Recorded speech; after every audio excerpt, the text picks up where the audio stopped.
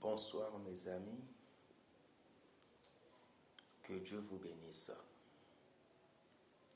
Aujourd'hui, je vais vous partager mon témoignage que je gardais depuis un certain moment. Ce témoignage, je l'avais vécu entre l'an 2012 ou 13. J'étais encore à l'école, mais pendant la célébration de la fête de Pâques, moi je fréquentais au lycée technique du 1er mai.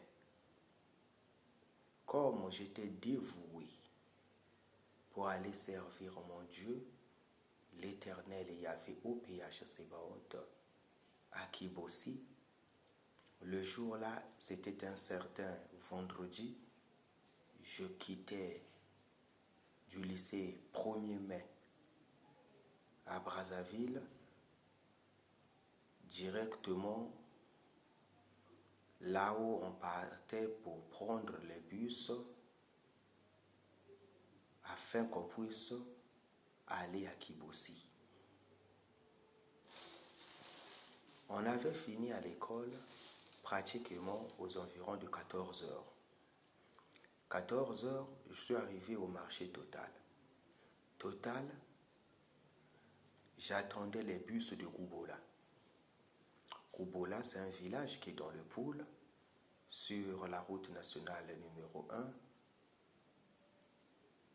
Donc, j'attendais les bus de Koubola pour que je puisse emprunter ce bus afin de me laisser à Koubola, et puis je fonce à pied jusqu'à Kibossi. Mais comme vous le savez, les moyens de transport étaient vraiment difficiles. De 14 heures, j'ai eu le bus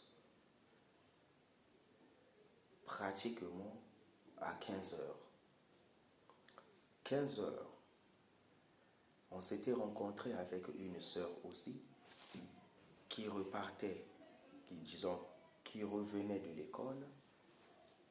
Elle aussi, elle avait quitté chez elle là-bas pour Kibossi.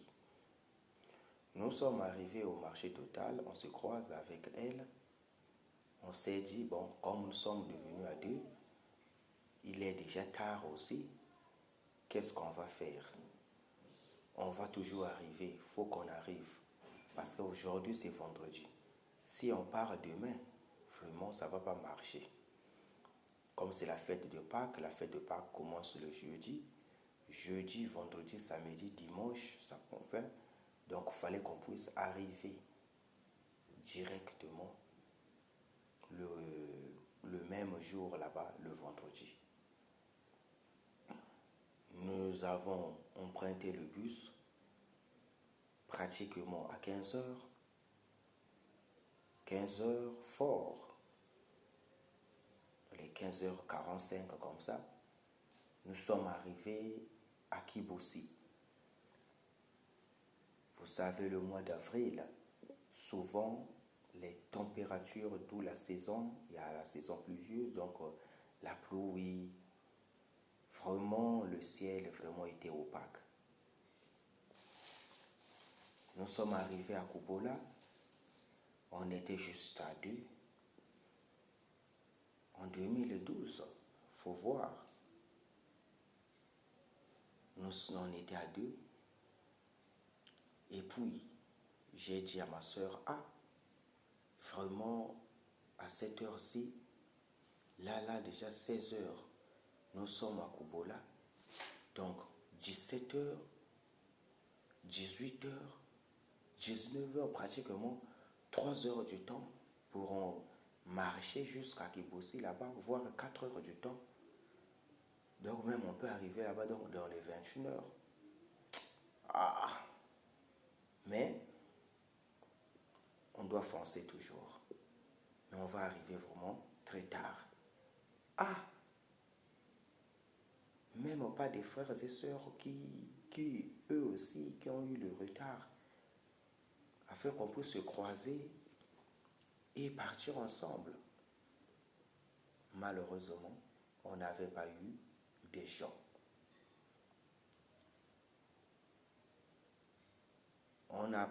J'ai pris mon sac qui était avec moi. Elle aussi, elle a pris son sac. Dès qu'on voulait marcher là, dès qu'on avait commencé à emprunter la voie pour Kibossi, on se croise avec un papa, juste au marché de Kubola là. Le papa là arrive, il nous salue. Bonjour les enfants. Bonjour papa. Ah, vous partez à Kibossi, chez votre père? Moi j'ai répondu, oui papa. Nous partons célébrer la fête de Pâques. Ah, ok. Mais moi aussi, je pars quelque part là, non loin de Kubola, quelque part vers le village qu'on appelle Malongabet. Est-ce que vraiment je peux vous accompagner? Et puis vous allez continuer. Ah, comme il faisait vraiment avec la pluie, bon, je me suis dit, mais ça tombe bien, on attendait aussi une personne pour nous accompagner. Nous avons pris la voie qui mène à Kibossi là. On commençait à marcher.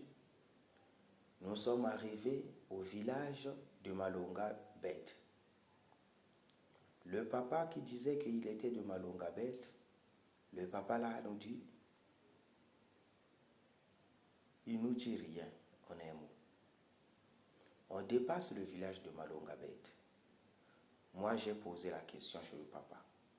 Mais papa, ton village c'est seulement où? Le papa me dit, non, mon village c'est un peu devant là.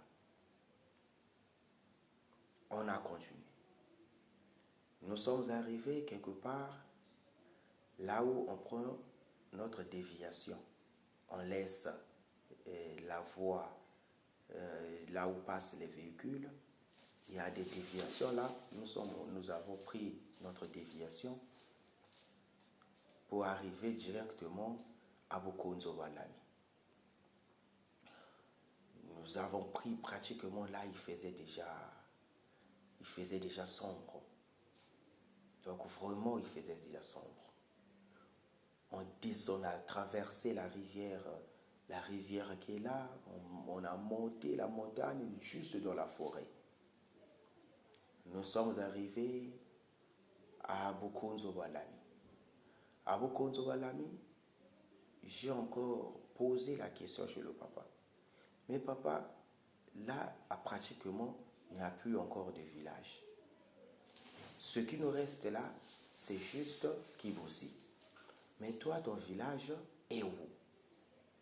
Le papa là me dit, mon fils, mon village est un peu devant. Juste la même réponse. On était à deux. Nous avons dépassé le village de Bukonzo Walami, to Bukonzo Wajanadja.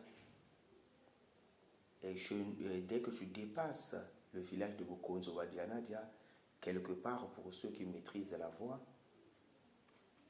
il y a des talus là. Donc on rentre dans la forêt et puis à l'intérieur, là, il y a des talus. Il y a des talus. Nous sommes arrivés quelque part là dans la forêt.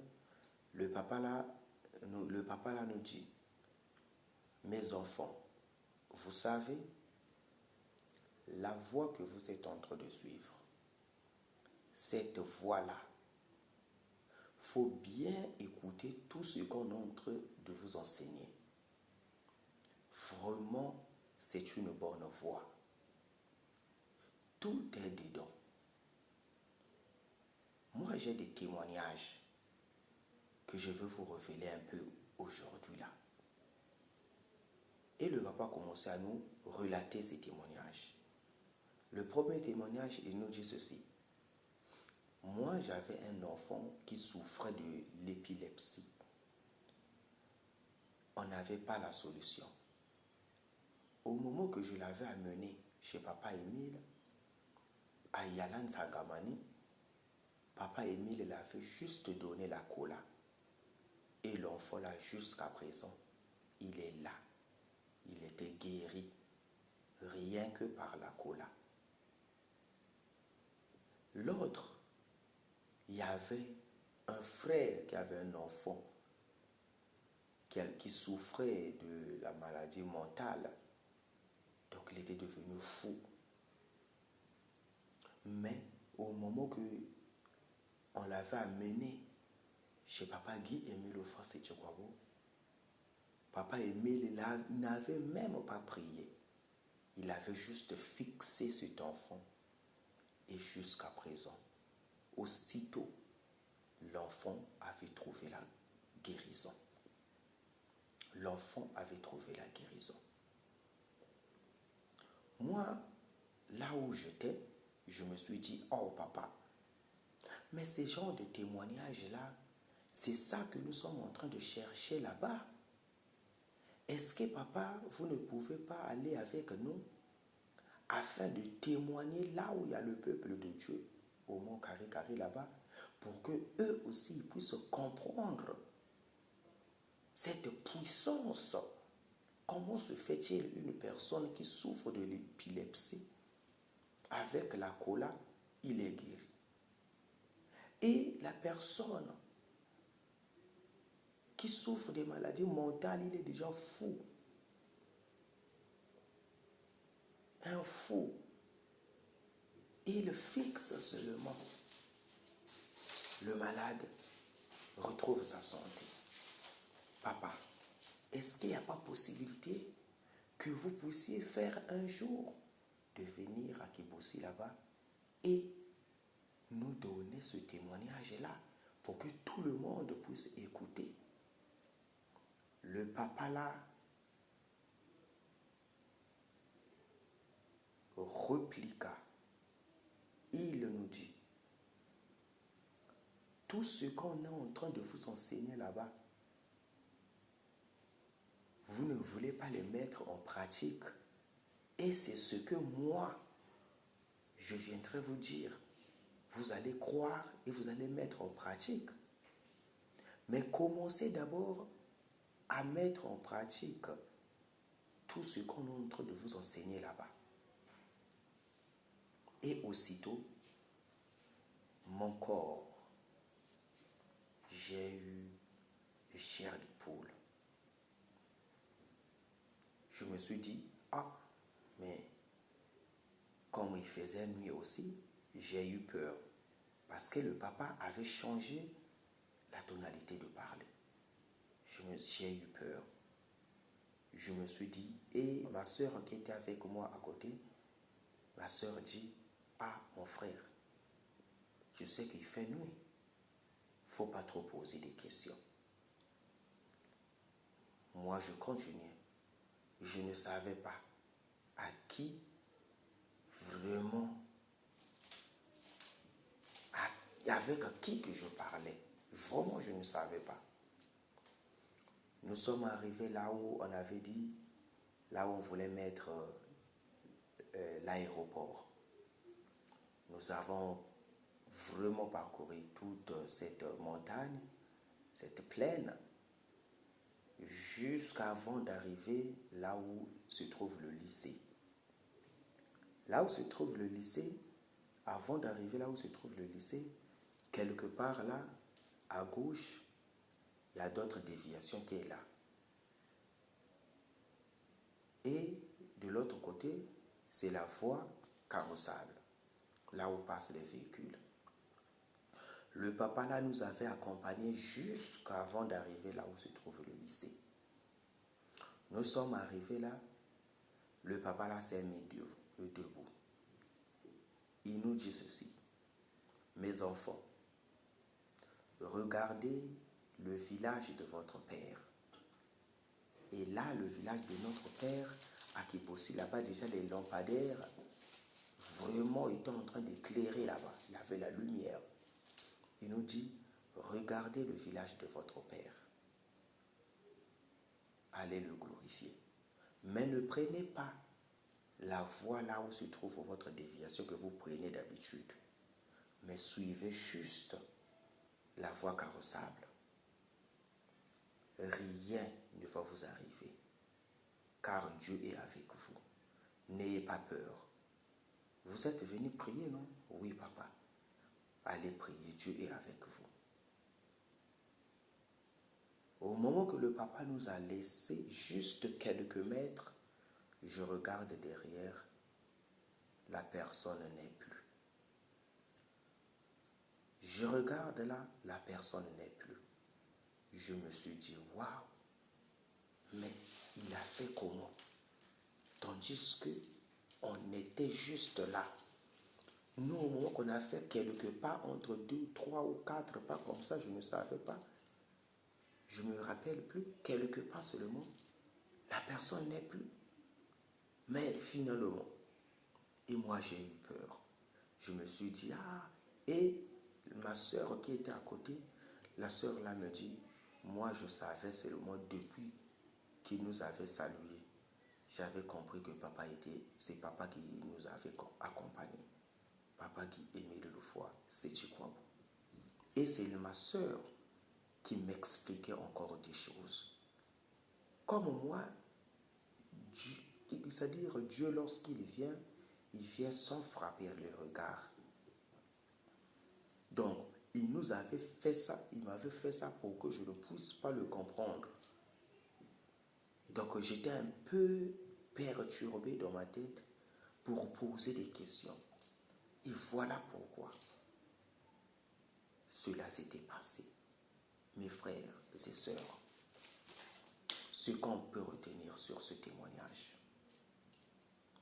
beaucoup de gens disent que Guy-Émile Rufosset-Chikwabo était décédé. Ou Guy-Émile Rufosset-Chikwabo est ceci. Mais moi, entre 2012 et 2013, il nous avait accompagnés de Kibossi jusqu'à de Kubola jusqu'à Kibossi. Et on a causé avec lui. J'ai posé des questions avec lui. Finalement, qui est cet homme? J'ai causé avec un fantôme? J'ai causé avec un démon? J'ai causé avec qui? Non, mes frères et sœurs. Guy-Émile Rufosset-Chikwabo, il est bel et bien vivant en chair et en os. Car j'ai marché avec lui, j'ai parlé avec lui, il nous a accompagnés. Et lorsqu'il nous avait dit, ne prenez pas d'autre voie, je suivais juste les directives qu'il nous avait données. Et jusqu'au moment qu'on était arrivé à Kibossi, on était arrivé sain et sauf. Mais n'oubliez pas que dans les périodes-là, les ninjas nous braquaient. Il y avait des braqueurs. On nous braquait.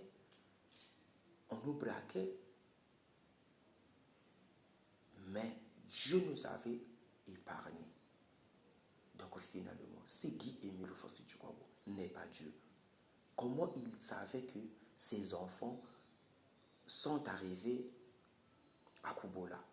Ou bien ses enfants sont quittés Kibossi, elles ont quitté Brazzaville, ils sortaient de l'école, mais ils avaient la décision d'aller à Kibossi. S'il n'est pas Dieu, voilà pourquoi Guy-Émile Rufosset-Chikwabo, c'est un Dieu omniscient, omnipotent. Sa présence est partout. Ne croyez pas à tout ce que c'est tralala qui se passe, mais croyez que Guy-Émile Rufosset-Chikwabo est le seul et vrai Dieu. Parce qu'un prophète ne peut pas connaître mes voies, car il n'est que juste un prophète. Mais moi, j'ai quitté chez moi, à l'école. J'ai décidé d'aller à Kibossi. Lui, il vient m'attendre à Kubola pour nous accompagner. Parce qu'il savait qu'il faisait tard et que ces enfants-là avaient peur. Tel que moi, votre frère qui vous parle, j'avais peur. Mais quand je partais à la prière, je me suis dit, rien ne peut m'arriver, car Guy-Émile Rufosset-Chikwabo est avec moi. Voilà pourquoi, mes amis, en 2013-2012, 2012-2013, Voilà ce que j'avais vécu. J'ai beaucoup de témoignages sur sa divinité, mais je vais essayer un peu de vous relater cela petit à petit. Merci. Bye bye.